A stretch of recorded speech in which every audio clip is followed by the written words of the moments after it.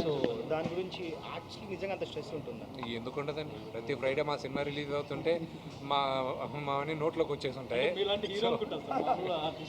ప్రొడ్యూసర్లకు ఉంటాయి, అందరికీ ఉంటాయి. ఇప్పుడు ఏ యాక్టర్కి గ్యారంటీగా పని దొరుకుతుంది 365 రోజులు అనేది కష్టం, అతి తక్కువ మందికి ఉంటుంది పని.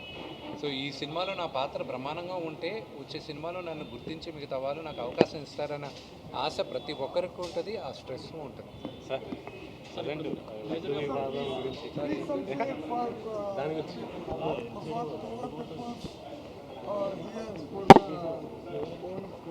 సార్ ఇంకోటి మనకి ప్రకాష్ రాజ్ గారి మీద మేజర్గా కంప్లైంట్ వచ్చింది మన అసోసియేషన్. మనం ఉండేది ఇప్పుడు హెల్త్ క్యాంప్ గురించి, దాని గురించి కానీ ఇప్పుడు nothing I need to speak. దాని గురించి మాట్లాడేసరికి ఆయన గురించి ట్విట్టర్లో మీరు మామూలుగా ఆయనకి రిక్వెస్ట్ పెట్టినా కూడా ఆయన మాట్లాడండి.